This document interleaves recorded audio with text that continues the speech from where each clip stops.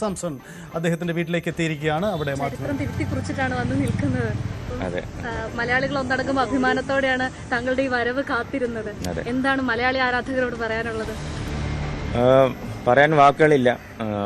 ഇപ്പം മാത്രമല്ല, എന്നെ ടീമിൽ എടുക്കാത്തപ്പോഴും ടീമിൽ ഉള്ളാവുമ്പോഴും പെർഫോം ചെയ്യാത്തപ്പോഴും നമ്മുടെ കുറേ സെറ്റ് ബാക്സിലാണല്ലോ നമ്മുടെ നാട്ടുകാർ എപ്പോഴും കുറച്ച് കൂടുതൽ കൂടെ നിന്നിട്ടുള്ളത്. അപ്പോൾ അവർക്ക് എപ്പോഴും ആ ഒരു സമയത്ത് നമ്മളെ സപ്പോർട്ട് ചെയ്യുന്ന ആൾക്കാർക്ക് തിരിച്ചൊരു സന്തോഷം കൊടുക്കണം എന്നുള്ള റെസ്പോൺസിബിലിറ്റി എൻ്റെ മനസ്സിൽ എപ്പോഴും ഉണ്ടായിരുന്നു. അപ്പോൾ ഈ ഒരു പെർഫോമൻസ് നാട്ടിലുള്ള എല്ലാവർക്കും ഡെഡിക്കേറ്റ് ചെയ്യുന്നു. വേറെ ഭയങ്കര മനസ്സ് നിറഞ്ഞിരിക്കുന്ന ഒരു സമയമാണ്. കാരണം ക്രിക്കറ്റ് ഉറപ്പായിട്ട് നല്ല പെർഫോമൻസ് ചെയ്യാൻ പറ്റും. ചിലപ്പോൾ കളി ജയിക്കും, ചിലപ്പോൾ കളി തോക്കും. പക്ഷേ ഇത്രയും ആൾക്കാരുടെ ഇത്രയും ജെന്യുവൻ സപ്പോർട്ടും ഇത്രയും പ്രാർത്ഥനകൾ കാണുന്ന കുറേ വീഡിയോസും കുറേ മെസ്സേജസും കുറേ റീൽസും വീട്ടിൽ വൈഫ് കാണിച്ചു തരുന്നുണ്ട്. അപ്പോൾ അത് കാണുമ്പോൾ എനിക്ക് ഭയങ്കര എന്താ പറയുക, കണ്ണൊക്കെ നിറഞ്ഞു പോകുന്നുണ്ട്. അപ്പോൾ അത്രയും സ്നേഹം എനിക്ക് അറിയിക്കുന്നുണ്ടോ എന്ന് പോലും എനിക്ക് അറിഞ്ഞുകൂടാ. പക്ഷെ അതിന് എന്നെ ഇത്രയും സ്നേഹിക്കുന്ന എല്ലാവർക്കും ഒന്ന് മനസ്സിൽ എനിക്ക് വേണ്ടി പ്രാർത്ഥിച്ച എല്ലാവർക്കും ഞാൻ നന്ദി പറയുന്നു ഈ സമയത്ത്.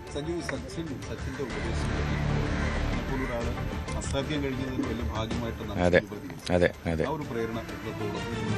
അയ്യോ, അത് പറയാൻ പറ്റാത്തൊരു ഫീലിംഗ് ആയിരുന്നു. അപ്പോൾ ഞങ്ങൾ ടച്ചിൽ ഉണ്ടാവാറുണ്ടായിരുന്നു. കുറച്ച് വർഷങ്ങളായിട്ട് മെസ്സേജസ് അയക്കുന്നുണ്ടായിരുന്നു. IPL കാണുമ്പോഴൊക്കെ സംസാരിക്കാറുണ്ടായിരുന്നു. പക്ഷെ എനിക്കൊന്ന് മനസ്സൊന്ന് ഒന്ന് പാളി പോയപ്പോൾ എനിക്ക് എൻ്റെ ഇനി ആരെ വിളിച്ചാലാണ് ഒരു ഉപദേശം കിട്ടാൻ. അപ്പോൾ പിന്നെ ഒരു പേരെ മനസ്സിൽ വന്നിട്ടുള്ളൂ. അപ്പോൾ സാറിനെ വിളിച്ചപ്പോൾ സാറും ഭയങ്കര ജെന്യുവനായിട്ട് കണക്റ്റായി. അപ്പോൾ സാറും ഒരു 25 മിനിറ്റ് ഫോണിൽ കൂടെ എൻ്റെ അടുത്ത് സംസാരിക്കുകയുണ്ടായി. സാറിൻ്റെ കരിയറിൽ നടന്ന കുറേ കാര്യങ്ങൾ എൻ്റെ അടുത്ത് ഷെയർ ചെയ്തു. അപ്പോൾ എനിക്ക് ഈ സമയത്ത് എന്തൊക്കെയാണ് ചിന്തിക്കേണ്ട ആവശ്യമുള്ളത്, എങ്ങനെ പ്രാക്ടീസ് ചെയ്യണം, എങ്ങനെയാണ് ഈ സിറ്റുവേഷനെ കാണേണ്ടത്. അപ്പോൾ ഭയങ്കര ജെന്യുവനായിട്ട് എനിക്കത് ഹെൽപ്പ് ചെയ്തു. അപ്പോൾ ന്യൂസിലൻഡ് സീരീസിലും ഫോം ഔട്ട് ആയപ്പോൾ അത് കഴിഞ്ഞ് വിളിച്ചപ്പോഴും കുറേ ഉപദേശങ്ങളുണ്ടായിരുന്നു. വേൾഡ് കപ്പ് ഫൈനലിൻ്റെ തലേ ദിവസം വരെ സാറ് ഇങ്ങോട്ട് വിളിച്ച് ചോദിക്കുകയുണ്ടായി, എല്ലാം റെഡിയല്ലേ, ഹൗ ആർ യു ഫീലിംഗ് എന്നൊക്കെ പറഞ്ഞ് ചോദിച്ചു. അപ്പോൾ അതൊക്കെ ഒരു എന്തു പറയാനാണ്, എല്ലാവർക്കും കിട്ടുന്ന ഒരു ഭാഗ്യമല്ല. അപ്പോൾ അതെന്തോ എനിക്ക് കിട്ടിയതിൽ വലിയ സന്തോഷം. അതെ മെസ്സേജസ് അയക്കുന്നുണ്ടായിരുന്നു, കൺഗ്രാജുലേറ്റ് ചെയ്തായിരുന്നു. അതെ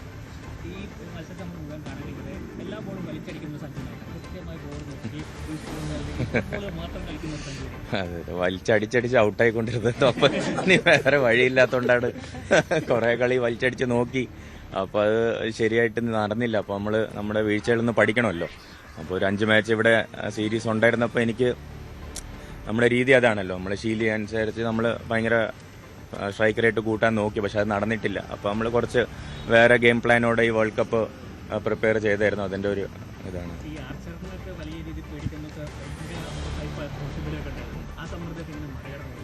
ഇപ്പോൾ നിങ്ങൾ ഉണ്ടാക്കുന്നില്ല, ഞാൻ അതൊന്നും ആലോചിക്കാനും നോക്കാനും പോയിട്ടില്ല. സോഷ്യൽ മീഡിയ ഭയങ്കര ഒരു സ്ട്രോങ് ആയിട്ട് ഇൻഫ്ലുവൻസ് ചെയ്യുന്ന ഒരു ഫാക്ടറായിട്ട് എനിക്ക് തോന്നുന്നുണ്ട്. അപ്പോൾ സ്ട്രോങ് എന്ന് വെച്ചാൽ പോസിറ്റീവായിട്ടും ചെയ്യാം, നെഗറ്റീവായിട്ടും ചെയ്യാം. അപ്പോൾ നമ്മൾ ഏത് രീതിയിലാണ് അതിനെ ടാക്കിൾ ചെയ്യുന്നതെന്ന് ഇപ്പോഴത്തെ ചെറുപ്പക്കാരും എല്ലാവരും പഠിച്ചിരിക്കേണ്ട ഒരു സംഭവമാണ്. എനിക്ക് ഉറപ്പായിട്ട് ഇഷ്ടമുള്ള ഒരു കാര്യമാണ്. ഞാൻ നേരത്തെ പറഞ്ഞ പോലെ സോഷ്യൽ മീഡിയ കാണുന്നുണ്ടാണ് എനിക്ക് മനസ്സിലായത് എത്രയാണ് നാട്ടുകാർ എന്നെ സ്നേഹിക്കുന്നതെന്ന്.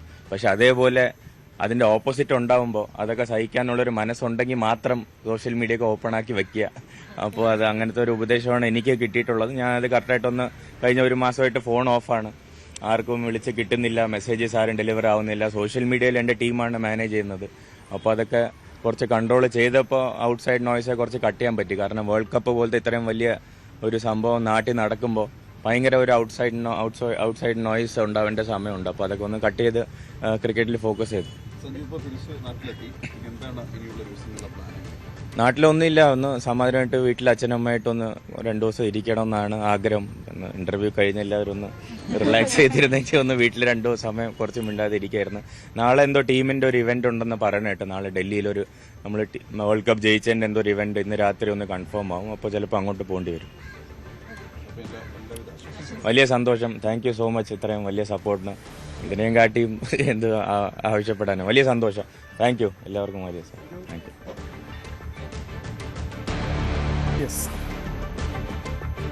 സഞ്ജു സാംസണാണ് തൻ്റെ സന്തോഷം പങ്കുവച്ചത്. അദ്ദേഹത്തിൻ്റെ സ്വതസിദ്ധമായ ശൈലിയിൽ സന്തോഷം പങ്കുവയ്ക്കുകയായിരുന്നു, നാട്ടുകാർക്ക് നന്ദി പറയുകയായിരുന്നു.